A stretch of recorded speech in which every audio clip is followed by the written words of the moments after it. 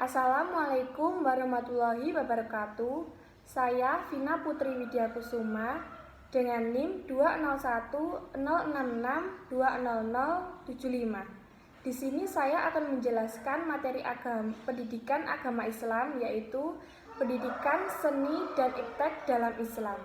Yang pertama, saya akan menjelaskan pengertian seni dan iptek dalam Islam. Seni Islam merupakan sebagian daripada kebudayaan Islam, dan perbedaan antara seni Islam dan bukan Islam yaitu dari segi niat atau tujuan dan nilai akhlak yang terkandung dalam hasil seni Islam. Kesenian Islam dapat diwujudkan dalam seni bangunan, arsitektur, lukis, ukir, suara, tari, dan lain-lain. Secara harfiah, seni merupakan bentuk dari karya manusia yang mengandung keindahan, mengandung pesona karya dan rasa jika diamati dan dinikmati. Selanjutnya, iptek. Ilmu adalah sumber teknologi yang mampu memberikan kemampuan munculnya berbagai penemuan, rekayasa, dan ide-ide. Adapun teknologi adalah terapan atau aplikasi dari ilmu yang dapat ditunjukkan dalam hasil nyata yang lebih canggih dan dapat mendorong manusia untuk berkembang lebih maju lagi. Kesimpulannya, iptek adalah analisis dari uraian rahasia-rahasia di balik fenomena alam yang didokumentasikan dan disebarkan dalam bentuk tulisan yang disimbolkan dengan pena yang kemudian dapat diwujudkan dalam kehidupan. Yang kedua, iptek dalam perspektif Islam. Sebagai umat Islam, kita harus menyadari bahwa dasar-dasar filosofis untuk mengembangkan ilmu dan teknologi itu biasa dikaji dan digali dalam Al-Quran, sebab kitab suci ini banyak mengupas keterangan-keterangan mengenai ilmu, pengetahuan, dan teknologi, di mana dalam pengembangan iptek harus didasari moral dan kemanusiaan yang adil dan beradab, agar semua masyarakat merasakan iptek secara merata. Yang ketiga, integrasi iman, iptek, dan amalan. Integrasi. Apa itu integrasi? Kata integrasi berasal dari bahasa Latin integer yang berarti utuh atau menyeluruh. Berdasarkan etimologinya, integrasi dapat diartikan sebagai pembauran hingga menjadi kesatuan yang utuh dan bulat. Iman.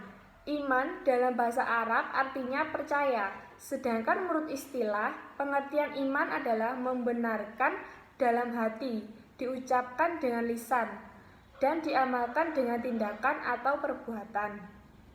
Iptek. Secara etimologis, kata ilmu berarti kejelasan.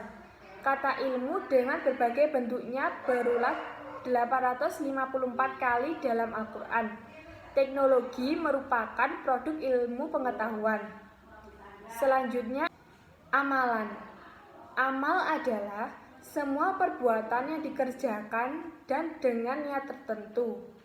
Dalam Al-Quran, kata amal, jika dilihat dari maknanya sebagai perbuatan, maka berdekatan dengan beberapa kata atau ungkapan lainnya seperti fi'il, sa'yu, syanhu, kasab, dan jarah. Yang keempat, ada dampak positif dan negatif iptek.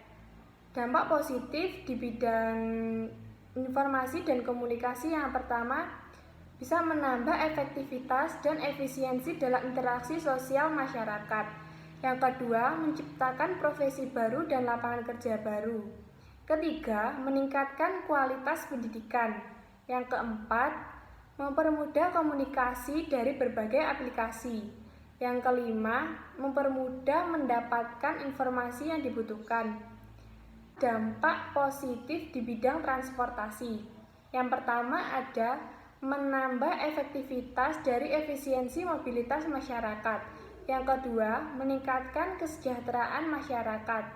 Ketiga, mempercepat kegiatan distribusi dalam kegiatan ekonomi. Selanjutnya di bidang pertahanan dan keamanan. Yang pertama, meningkatkan keamanan negara dari dalam dan luar negeri. Yang kedua, perkembangan teknologi persenjataan dapat meminimalisir timbulnya korban jiwa. Selanjutnya, dampak negatif bidang informasi dan komunikasi. Yang pertama, munculnya kejahatan baru seperti cybercrime. Yang kedua, menumbuhkan cenderung sikap antisosial. Yang ketiga, munculnya berita hoax. Selanjutnya, bidang transportasi. Yang pertama, munculnya masalah kemacetan. Yang kedua, menimbulkan kerusakan lingkungan dan pemanasan global.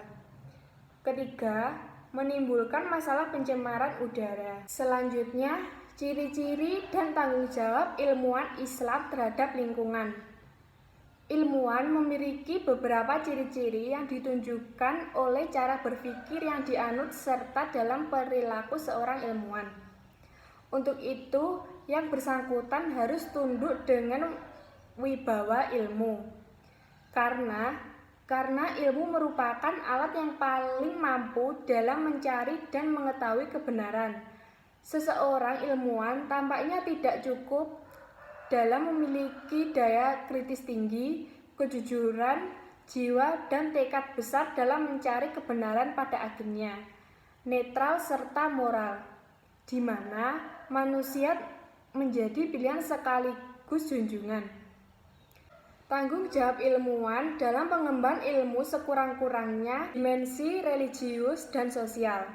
Dimensi religius, seorang ilmuwan hendaknya tidak melanggar kejahatan yang dituntut darinya berdasarkan etika umum dan etika keilmuan.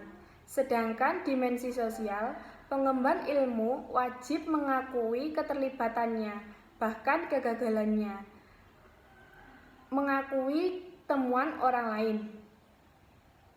Sekian dari penjelasan saya, bila ada kurang lebihnya saya mohon maaf. Wassalamualaikum warahmatullahi wabarakatuh.